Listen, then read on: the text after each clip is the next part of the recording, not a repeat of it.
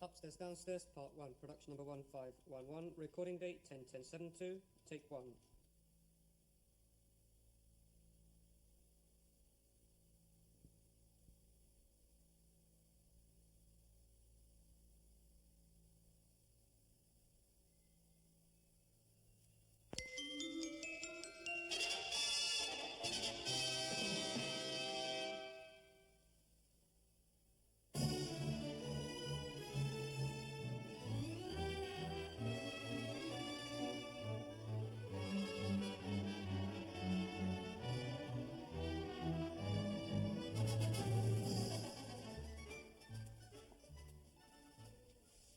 Pale hands I love. Rouge is for silver, not hands. It costs money, you know.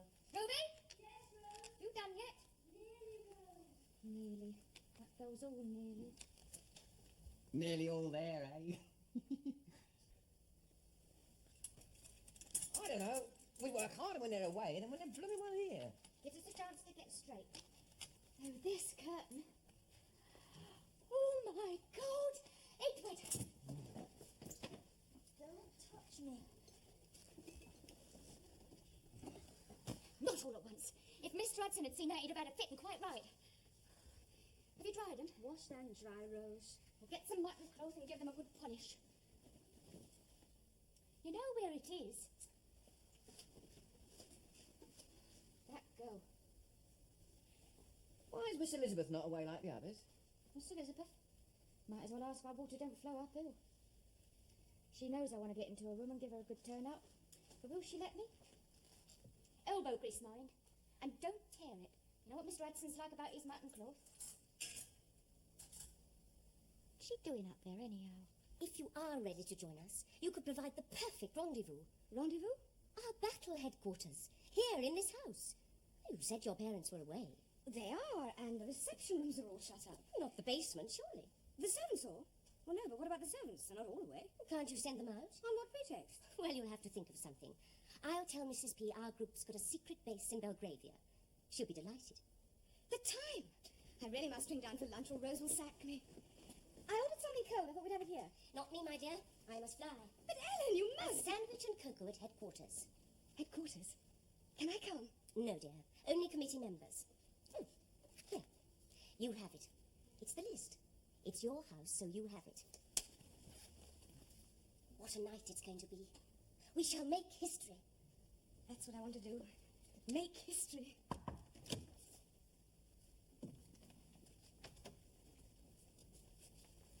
Until tonight, then. Tonight. And I must hurry. I'm late for the coordination meeting. Goodbye, my dear. There's luncheon for two, Miss Elizabeth, like you ordered. Thank you. The time, we got carried away. Never mind, you can eat it all. No, I'm not hungry. She's an odd one. Ellen Bouverie is my oldest school friend. Oh, and you haven't seen her since then. Come on, eat it up. No, thank you. Well, what's that for? Edward can take it away.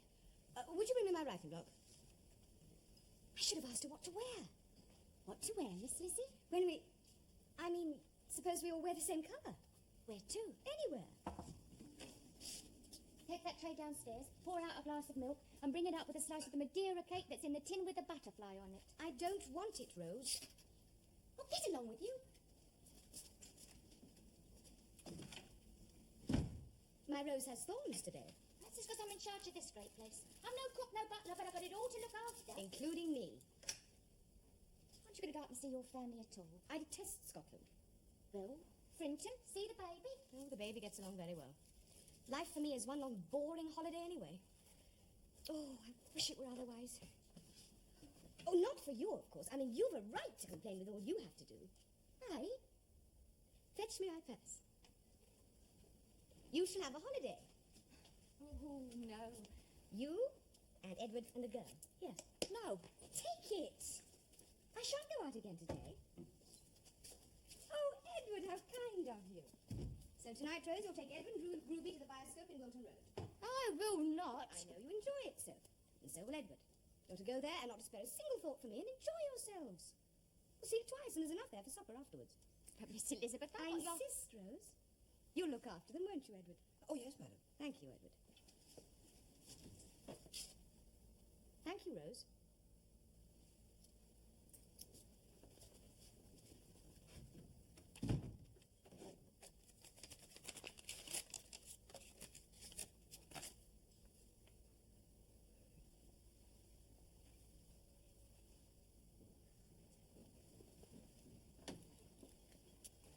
Just one lamp, Uncle God.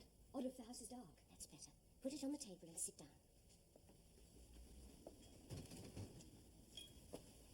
Elizabeth Curbridge, our new recruit who lives upstairs. Well, my And parents... kindly allowed us to congregate down here. Good girl. Our group. Bessie Purdo, Lady Jessica Barnstable, Dr. May Lindsay, and Miss Cutforth, who teaches. Good evening. Now, you all understand. Tonight is to be the greatest in the history of the Union. At precisely 10:30, we... Ah, the last. That'll be Mabel Tompkins.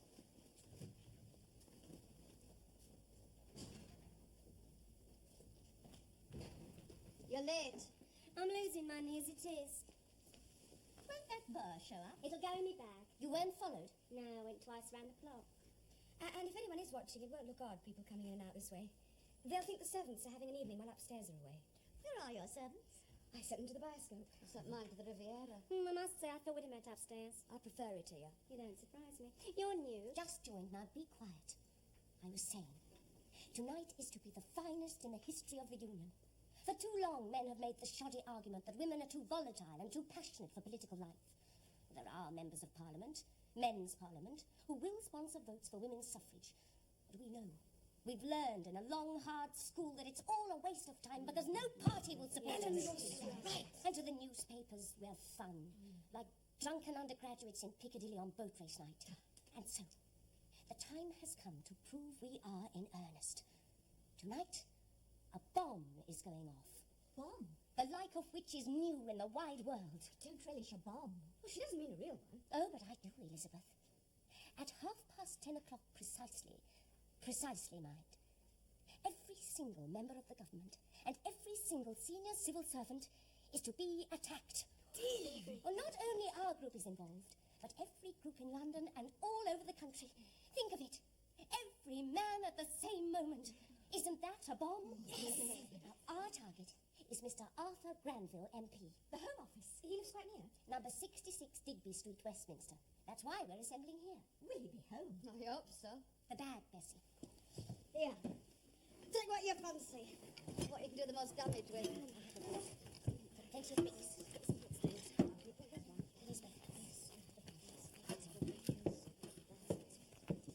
Now, leave one by one, walk naturally, and assemble very discreetly at 5:20.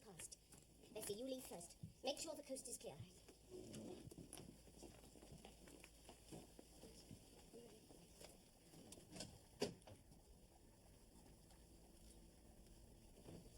Oh, no, you don't. Rose! You can go, the rest of you, and good riddance. But not Miss Elizabeth. Who's she? Get out of my way. Rose, you don't understand. I heard. It's wicked. What would your father say? I mean, I never believed it of you. You, a suffragette. I'm old enough to have my own opinions. We'll see about that. You'll not budge. Use the carpet, Granny. That was class. You common thing.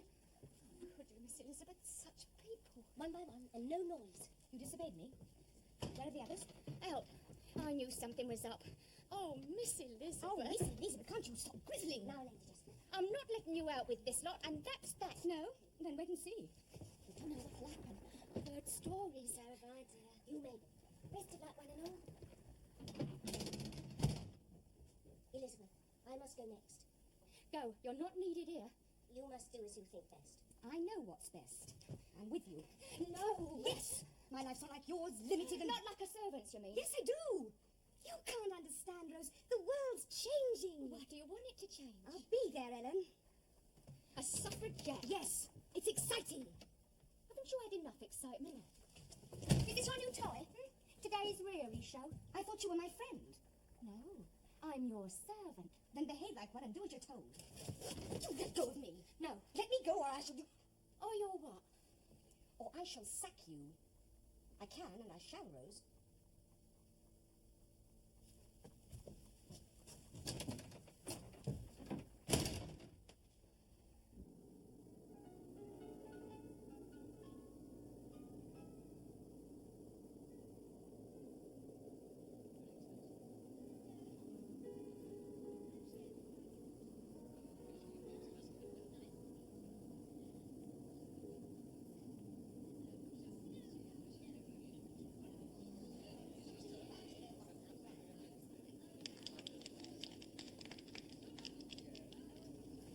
windows are a fair height. Who's got the bricks? I have. Are you a good thrower, dear, or shall I? I played cricket with my brother. That's the ticket. What time is it? We'll hear St. George's clock, don't worry. Think of it. All over London. Every home. I wish we had Downing Street. Mrs. P has that. Stands to reason. That's a lovely motor for you, Lady V. Yes, lovely.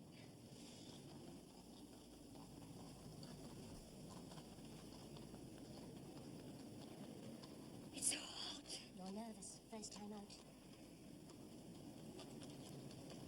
That girl, Rose? suppose she tells your parents. Oh, she won't. Anyway, I wish she wouldn't coddle me. You're as bad as she is. Shh. How'd you go so early? I regret, sir. I hope the evening has been useful. Business and pleasure. And an excellent dinner. As for those copper shares, First thing in the morning. I'll, see you're in on that. Give my regards to Marshall at the Treasury. you can count on it. Good night, Julius. Good night.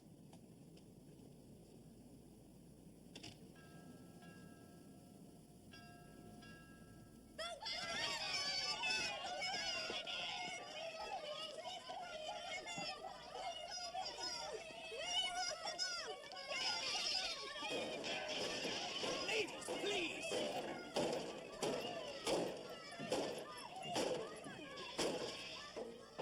Do you know whose husband it is? Why else are we doing it? You will listen to us! Votes for women! Votes for women! Listen to us!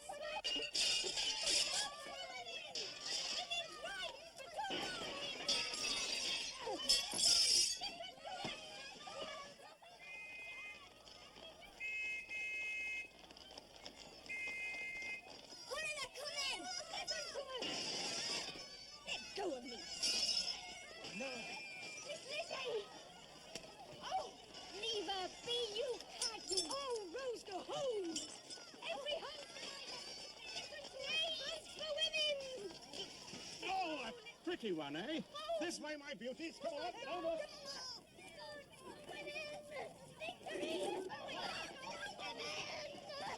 I told you not to, and I told you. Now look at you gone and done. Oh. Oh.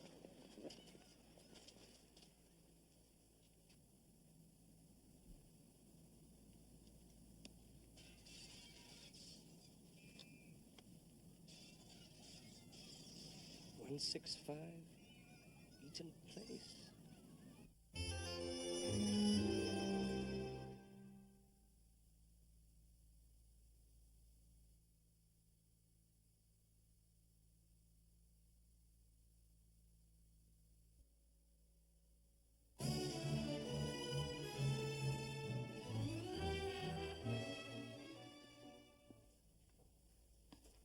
Morning, Mrs. Bridges. Now then, Ruby, me girl, have you got that range going? Yes, Mrs. Bridges. Well, Ruby. I hope you's no paper. Oh no, Mrs. Bridges, we don't want clinker. What's that? You're making then, Ruby? A cake, Mrs. Bridges. Like you taught me. Save it be better than yours, you silly old cow. Oh, what's up with me tea then? Did you turn her nose up? She's not there. Then you best find her, for she won't want it cold. She's not anywhere. Hey, I'm making a cake for this afternoon. What do you think of that then?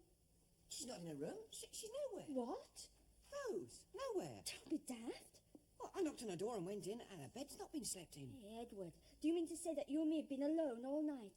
After bicycle, we come back here Leave it. and we... She went out last night and didn't come home. It's a man. I bet it's a man. Oh, not Rose. Here. Who's going to take up Mrs. Sturbridge's breakfast when she rings? Oh, not me, not upstairs. Well, I can't. What has happened to her?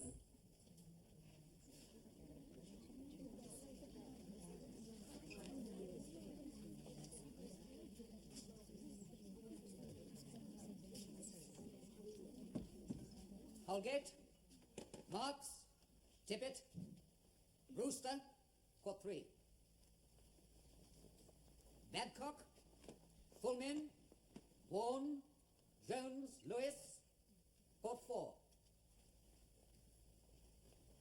Sidcup, Lindsay, Cutforth, Court 5.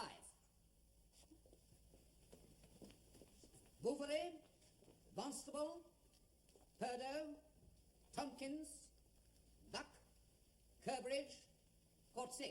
This way, ladies. Walker, Shears. Here, what's this? You expect the Old Bailey? I don't call it tried in a blooming cupboard. It's a court as long as that's up there. There's too many of you. Flooding in from every police station in London. Now, come on, get into line, into line. Come on, into line. Come on. And you. Oh, sorry, you ladies.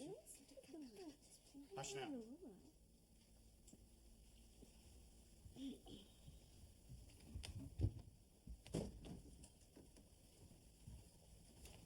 This is even smaller than Mr. Wilson's court. He was here first, sir. Oh, was he? We want a proper court. You have a proper court, madam, and a proper magistrate, so hold your tongue. And please, sir, the bailiff will be vastly obliged if you can keep all cases to 10 minutes. Summary justice, indeed. Lady Jessica Barnstaple of Beckhampton in Wiltshire? Yeah? You don't respond. Then I beg your pardon. Lady Jessica Barnstaple of Beckhampton in Wiltshire. Miss Ellen Bouverie of Sutton in Surrey. Miss Bessie Purdo. Elizabeth, surely. Bessie, I was born, and Bessie, I'll die. Miss Bessie Purdo of Salford in Lancashire. Miss Mabel Tompkins of Lisle Street in the city of Westminster. Mistress Elizabeth Curbridge of Eaton Place in the city of Westminster. Miss Rose Buck of Eaton Place in the city of Westminster. You are charged with conduct provoking a breach of the peace by causing willful damage to property in...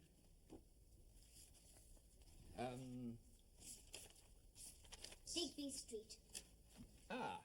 Digby Street. Property at Digby Street. In committing certain illegal and wrongful acts at 10:30 p.m. on August the 14th last. We break laws to make laws. Silence! I have seen some mischiefs in my time, but this is a new and special one. It must end, and I shall end it. The cake's not rising, though it smells a treat.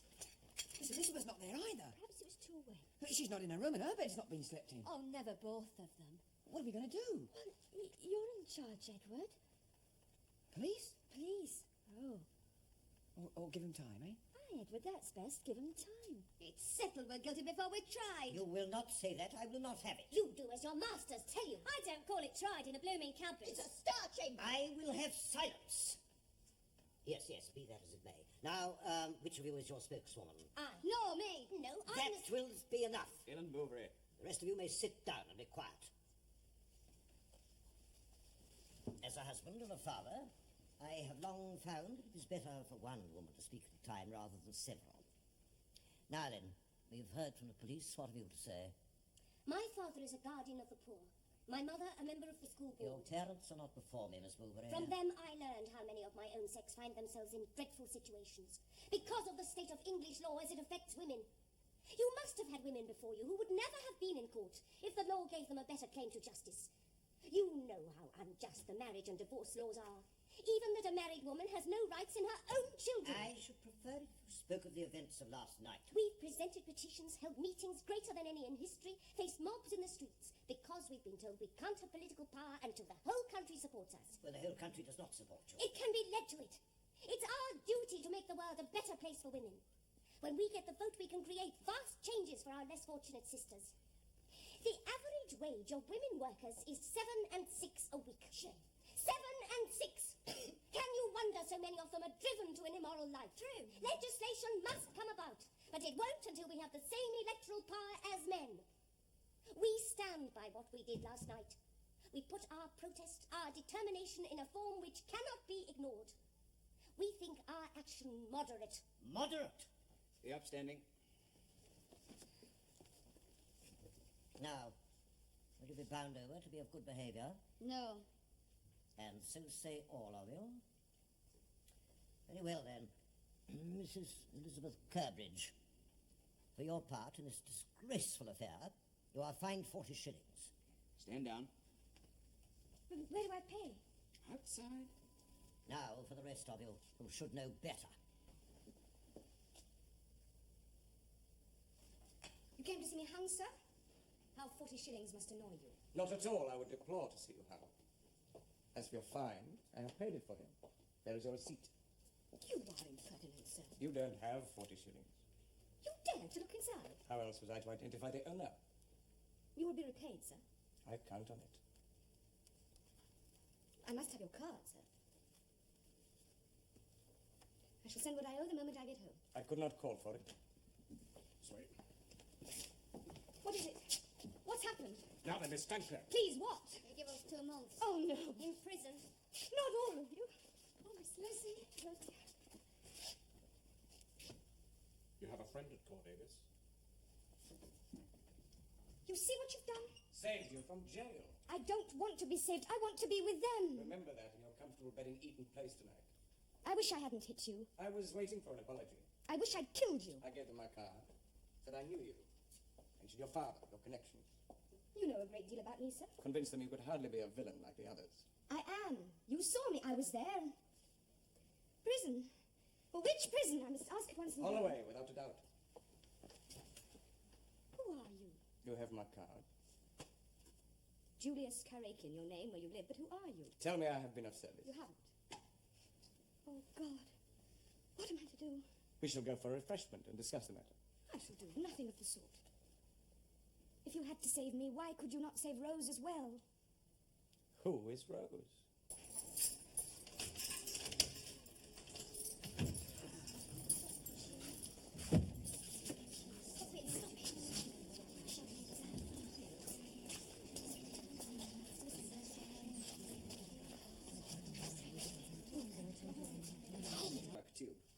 May I ask how you know?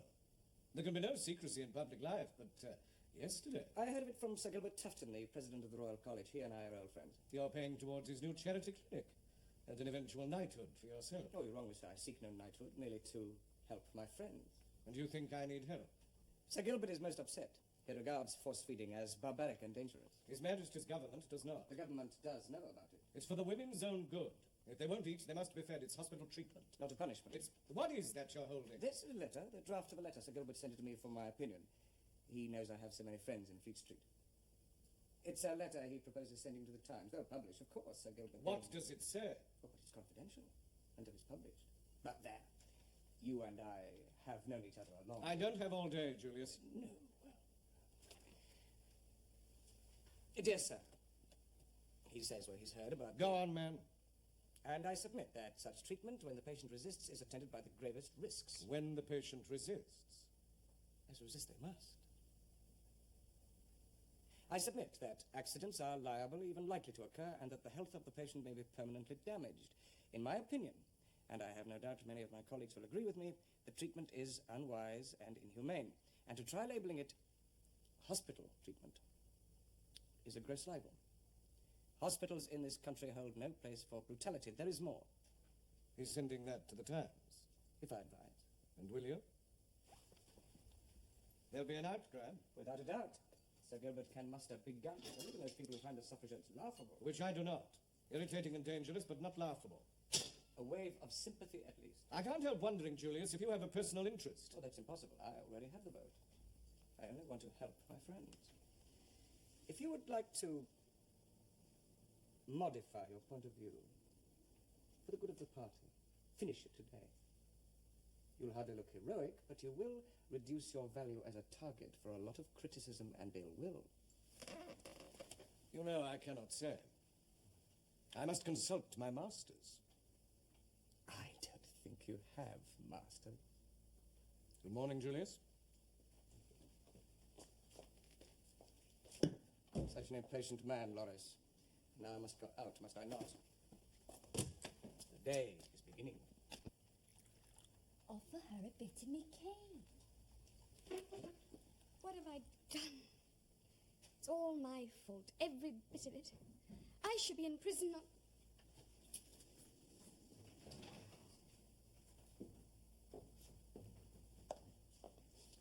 I was not sure your servants would be here, so I took the liberty. What have you done about Rose and the others?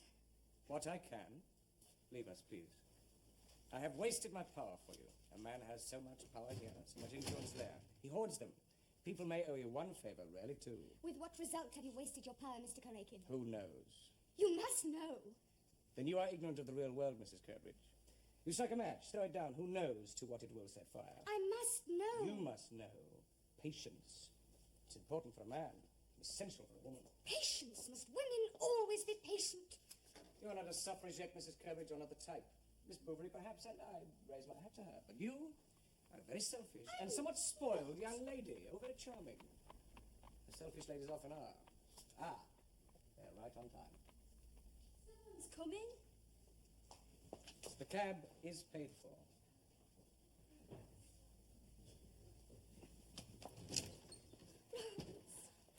Oh, my dear Rose. My Rosie. I'd be very much obliged, Miss Lizzie. Yes, Rose, what? Anything. If I could have a cup of that tea. Yes, yes, yes. Come have mine. I have to thank you, sir. Oh, I don't know what he'd done, but we're all out. I warned you I stored up favours, and you made a bargain with me. Yes. Edward, do you have the key to the wine cellar? Yes, madam, but I'm not supposed to use it. Go down and fetch a bottle of my father's very best champagne wine and serve it in the morning. You must go up and lie down now, Rose. I'll come up and see you later. You must be. Oh, it's all my fault. Rosie, I'm so sorry. Look, just leave me be, Miss Lizzie. Leave me be. Another cup of this tea and I'll be right as a trivet. If you'll come this way, sir. It weren't right. Whatever it's for, it weren't right. What they did to you. And what you did. All that shouting and hurting, it's not right, whatever it's for. I know, Rose. I really do. And you're not going to do it anymore. Well... No, Rose. She isn't. Well, that's all right then.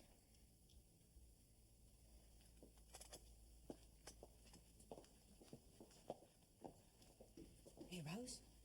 Is it all right about the cellar? Don't keep asking questions, just do as you're told. Ruby? Yes, Rose. And this floor, seen a scrubbing brush this morning. Oh, no, Rose. What with all the... Well, you can get about it now then, can't you? Yes, Rose.